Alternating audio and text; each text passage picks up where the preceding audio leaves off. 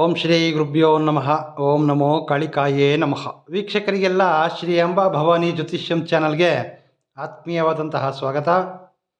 ಅನೇಕ ವೀಕ್ಷಕರು ಆರ್ಥಿಕ ಸಮಸ್ಯೆಗಳಿಗೆ, ಹಣದ ಸಮಸ್ಯೆಗಳಿಗೆ, ಬರಬೇಕಾಗಿರ್ತಕ್ಕಂತಹ ಯಾವುದಾದ್ರೂ ಹಣ ಯಾರ ಬಳಿಯಾದರೂ ನಿಂತು ಹೋಗಿರ್ತಕ್ಕಂತಹ ಅಥವಾ ನೀವು ಸಾಲವಾಗಿ ಕೊಟ್ಟಿರ್ತಕ್ಕಂತಹ ಹಣ ತಾವು ಎಷ್ಟೇ ಪ್ರಯತ್ನ ಪಟ್ಟರೂ ಸಹ ಆ ಹಣ ನಿಮಗೆ ಹಿಂತಿರುಗಿ ಬರ್ತಾ ಇರೋದಿಲ್ಲ. ಅಂತಹ ಸಮಯದಲ್ಲಿ ನಿಂತು ಹೋಗಿರ್ತಕ್ಕಂತಹ ಹಣ ಮರಳಿ ಬರಲು, ಹಾಗೆ ಯಾವುದೇ ಒಂದು ಕೆಲಸವನ್ನು ಮಾಡಲು ಹೋದಾಗಲೂ ಸಾಕಷ್ಟು ಅಡ್ಡಿ ಆತಂಕಗಳು, ಹಾಗೆ ನಾನು ಎಷ್ಟೇ ಪ್ರಯತ್ನ ಪಟ್ಟರೂ ಸಹ ಆರ್ಥಿಕವಾಗಿ ಬಹಳಷ್ಟು ಹಿಂದುಳಿದಿದ್ದೇನೆ, ಧನಲಾಭಕ್ಕಾಗಿ ಯಾವುದಾದರೂ ತಾಂತ್ರಿಕ ಉಪಾಯವನ್ನು ತಿಳಿಸ್ಕೊಡಿ ಎಂದು ಅನೇಕರು ವಿಚಾರಣೆಯನ್ನು ಮಾಡಿರ್ತಾರೆ.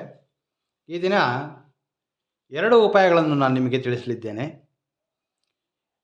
ಈ ತಾಂತ್ರಿಕ ಉಪಾಯಗಳೆಂಬುದು ನಂಬಿಕೆಯಿಂದ ಪ್ರಯತ್ನಿಸಬೇಕು.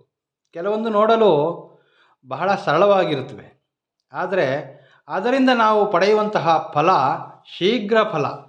ನಾವು ತ್ವರಿತಗತಿಯಲ್ಲಿ ಈ ಉಪಾಯದಿಂದ ಲಾಭವನ್ನು ಪಡೆದುಕೊಳ್ಳಬಹುದು.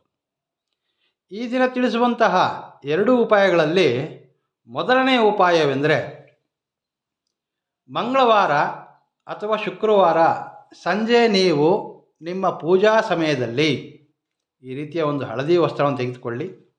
ಹಳದಿ ವಸ್ತ್ರದಲ್ಲಿ ನಿಮ್ಮ ಅಡುಗೆ ಕೋಣೆಯಲ್ಲಿ ಸಿಗ್ತಕ್ಕಂತಹ ಸಾಕ್ಷಾತ್ ಮಹಾಲಕ್ಷ್ಮಿಯ ಸ್ವರೂಪವಾದಂತಹ ಕಲ್ಲುಪ್ಪು, ಸ್ವಲ್ಪ ಮಟ್ಟಿಗೆ ನೀವು ಈ ರೀತಿಯ ಹಳದಿ ವಸ್ತ್ರದಲ್ಲಿ ಸ್ವಲ್ಪ ಮಟ್ಟಿಗೆ ಕಲ್ಲುಪ್ಪನ್ನು ಇಟ್ಕೊಳ್ಬೇಕು. ಹಳದಿ ವಸ್ತ್ರ, ಕಲ್ಲುಪ್ಪು, ಹಾಗೆ ಅರಿಶಿನ ಕೊಂಬು ಇವೆಲ್ಲವೂ ಸಹ ಮಹಾಲಕ್ಷ್ಮಿಗೆ ಪ್ರಿಯವಾದಂತಹ ವಸ್ತುಗಳು.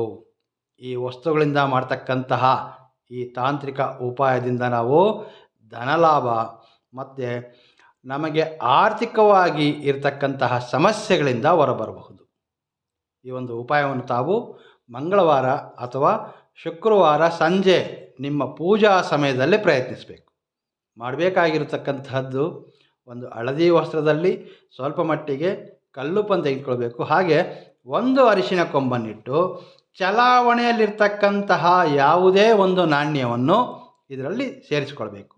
ಅದು 1 ರೂಪಾಯಿ ಇರಬಹುದು, 2 ರೂಪಾಯಿ ಇರಬಹುದು, 10 ರೂಪಾಯಿ ಇರಬಹುದು. ಚಲಾವಣೆಯಲ್ಲಿರ್ತಕ್ಕಂತಹ ಯಾವುದೇ ಒಂದು ನಾಣ್ಯವನ್ನು ಈ ಹಳದಿ ವಸ್ತ್ರದಲ್ಲಿಟ್ಟು ಇವುಗಳನ್ನೆಲ್ಲ ಏನು ಮಾಡಬೇಕು, ಒಂದು ಗಂಟನ್ನಾಗಿ ಮಾಡಿಕೊಳ್ಬೇಕು. ತುಂಬ ಸರಳವಾಗಿರ್ತಕ್ಕಂತಹದ್ದು. ಶೀಘ್ರವಾಗಿ ನೀವು ಇದರಿಂದ ಲಾಭವನ್ನು ಪಡೆಯಲು ಬಹಳ ಅದ್ಭುತವಾದಂತಹ ಉಪಾಯ ಅಂತ ಹೇಳ್ಬಹುದು. ಈ ರೀತಿ ಗಂಟನ್ನಾಗಿ ಮಾಡಿಕೊಂಡಂತಹ ಈ ಒಂದು ವಸ್ತ್ರದಲ್ಲಿರ್ತಕ್ಕಂತಹ ಎಲ್ಲ ವಸ್ತುಗಳನ್ನು ನಿಮ್ಮ ಶುಕ್ರವಾರ ಅಥವಾ ಮಂಗಳವಾರ ಮಾಡ್ತಕ್ಕಂತಹ ಪೂಜಾ ಸಮಯದಲ್ಲಿ ನಿಮ್ಮ ಮನೆಯ ದೇವರ ಕೋಣೆಯಲ್ಲಿ ಅಥವಾ ನಿಮ್ಮ ಮನೆಯಲ್ಲಿ ದೇವರ ಕೋಣೆ ಇಲ್ಲದಿದ್ದಲ್ಲಿ ಒಂದು ದೇವರ ಫೋಟೋದ ಮುಂದೆ ಇಟ್ಟು ಪ್ರತಿದಿನ ಈ ಗಂಟೆಗೂ ಸಹ ದೀಪಧೂಪಗಳಿಂದ ಪೂಜಿಸಬೇಕು. ಈ ವಸ್ತುಗಳಿರ್ತಕ್ಕಂತಹ ಸ್ಥಳದಲ್ಲಿ ಲಕ್ಷ್ಮೀದೇವಿ ನೆಲೆಸುತ್ತಾಳೆ. ಇವೆಲ್ಲವೂ ಸಹ ಪುರಾಣಗಳಲ್ಲಿ ಮೊದಲಿಂದಲೂ ನಮ್ಮ ಹಿರಿಯರು ತಿಳಿಸಿರ್ತಕ್ಕಂತಹ ಉಪಾಯಗಳೇ. ಕೆಲವರು ಬಳಸ್ಕೊಳ್ತಾ ಹೋಗ್ತಾ ಇರ್ತಾರೆ, ಕೆಲವರಿಗೆ ತಿಳಿ ಹೇಳ್ತಕ್ಕಂತಹ ಮನೆಯಲ್ಲಿ ಹಿರಿಯರಿಂದ ಬಂದಿರತಕ್ಕಂತಹ ಬಹಳಷ್ಟು ಉಪಾಯಗಳು ತೋರಿಸಿಕೊಟ್ಟಿದ್ದೇನೆ. ಈ ಒಂದು ಉಪಾಯವನ್ನು ಪ್ರಯತ್ನ ಮಾಡೋದ್ರಿಂದ ಮನೆಗೆ ಧನ ಆಕರ್ಷಣೆ ಆಗ್ತದೆ. ಕೆಲವರಿಗೆ ಬಹಳಷ್ಟು ಧನ ಸಂಪಾದನೆ ಇರ್ತದೆ, ಆದರೆ ಬಂದಿರತಕ್ಕಂತಹ ಸಂಪಾದನೆಗೆ ಅವುಗಳಿಗೆ ಆದಂತಹ ಖರ್ಚುಗಳು ಸಹ ಕಾಣ್ತಾ ಇರ್ತಾರೆ. ಅಂದರೆ ಕೆಲವರಿಗೆ ಅನಗತ್ಯವಾದಂತಹ ಖರ್ಚುಗಳು ಕಾಣ್ತಾ ಇರ್ತದೆ. ಆ ರೀತಿಯ ಅನಗತ್ಯ ಖರ್ಚುಗಳು ದೂರವಾಗಿ ಬಂದಂತಹ ಹಣ ಮನೆಯಲ್ಲೇ ಉಳಿತಾಯ ಆಗಲು ಈ ಒಂದು ಉಪಾಯ ಅದ್ಭುತವಾಗಿರ್ತಕ್ಕಂತಹ ಉಪಾಯ. ಈ ಉಪಾಯವನ್ನು ಪ್ರಯತ್ನ ಮಾಡೋದ್ರಿಂದ ಏನಾಗುತ್ತೆ, ಧನಲಾಭ, ಕುಟುಂಬದಲ್ಲಿರ್ತಕ್ಕಂತಹ ಪ್ರತಿಯೊಬ್ಬ ಸದಸ್ಯರೂ ಸಹ ಆರ್ಥಿಕವಾಗಿ ಏಳಿಗೆಯನ್ನು ಕಾಣಬಹುದು.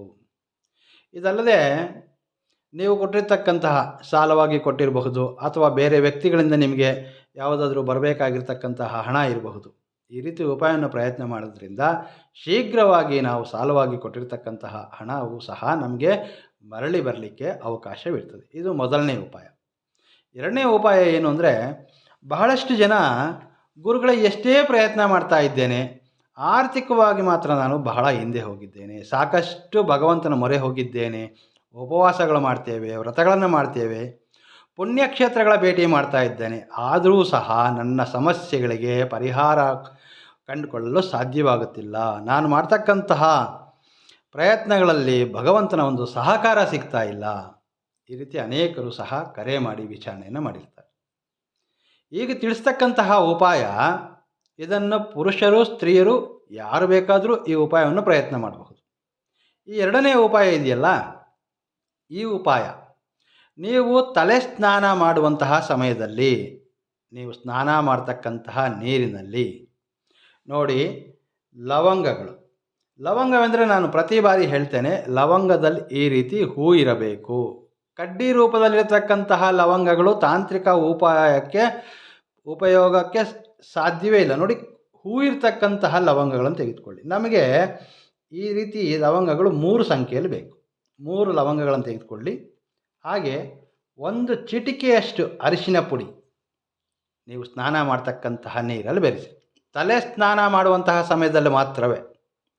3 ಲವಂಗಗಳು ಹಾಗೆ 1 ಚಿಟಿಕೆಯಷ್ಟು ಅರಿಶಿನವನ್ನು ನೀವು ಸ್ನಾನ ಮಾಡ್ತಕ್ಕಂತಹ ನೀರಲ್ಲಿ ಬೆರೆಸಿ, ಆ ನೀರಿಂದ ನೀವು ತಲೆ ಸ್ನಾನ ಮಾಡೋದ್ರಿಂದ ಏನಾಗುತ್ತೆ, ನಿಮ್ಮ ಶರೀರದಲ್ಲಿರ್ತಕ್ಕಂತಹ ನಕಾರಾತ್ಮಕ ಶಕ್ತಿ, ನೆಗೆಟಿವ್ ಎನರ್ಜಿ ಅಂತ ಏನು ಹೇಳ್ತೀರಿ, ಇದು ಹೊರ ಹೋಗುತ್ತೆ. ಪಾಸಿಟಿವ್ ಎನರ್ಜಿ ಬೆಳೆಯುತ್ತೆ. ನೀವು ಹೊರಗಡೆ ಹೋದಾಗ ಪ್ರತಿಯೊಂದು ಕಾರ್ಯಗಳಲ್ಲಿಯೂ ಸಹ ನೀವು ಜಯವನ್ನು ಸಾಧಿಸಬಹುದು. ಆರ್ಥಿಕವಾಗಿ ಬಹಳಷ್ಟು ಏಳಿಗೆಯನ್ನು ಕಾಣ್ತೀರಿ. ಬಹಳ ಸುಲಭವಾಗಿರ್ತಕ್ಕಂತಹ ಮಾರ್ಗಗಳು. ಈ ಒಂದು ಉಪಾಯವನ್ನು ನೀವು ಪ್ರತಿ ಬಾರಿ ತಲೆ ಸ್ನಾನ ಮಾಡ್ತಕ್ಕಂತಹ ನೀರಲ್ಲಿ 3 ಲವಂಗಗಳು, ಸ್ವಲ್ಪ ಮಟ್ಟಿಗೆ ಅಂದರೆ 1 ಚಿಟಿಕೆಯಷ್ಟು ಅರಿಶಿನ ಪುಡಿಯನ್ನು ಬೆರೆಸಿ ನೀವು ಸ್ನಾನ ಮಾಡೋದ್ರಿಂದಲೂ ಆರ್ಥಿಕವಾಗಿರ್ತಕ್ಕಂತಹ ಸಮಸ್ಯೆಗಳೆಲ್ಲವೂ ದೂರವಾಗುತ್ತವೆ. ಧನಾಭಿವೃದ್ಧಿ ಆಗ್ತದೆ, ಧನಾಕರ್ಷಣೆ ಆಗ್ತದೆ. ಮನೆಯಲ್ಲಿ ಹಣ ನಿಲ್ಲಲು, ಬಂದಂತಹ ಹಣ ಮನೆಯಲ್ಲೇ ಉಳಿತಾಯ ಆಗಲು ಅದ್ಭುತವಾದಂತಹ ಉಪಾಯ ಅಂತ ಹೇಳ್ಬೋದು.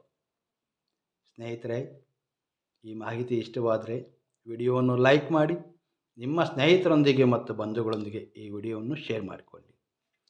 ನಮಸ್ಕಾರ. ಸರ್ವೇ ಜನೋ ಸುಖಿನೋ ಭವಂತು.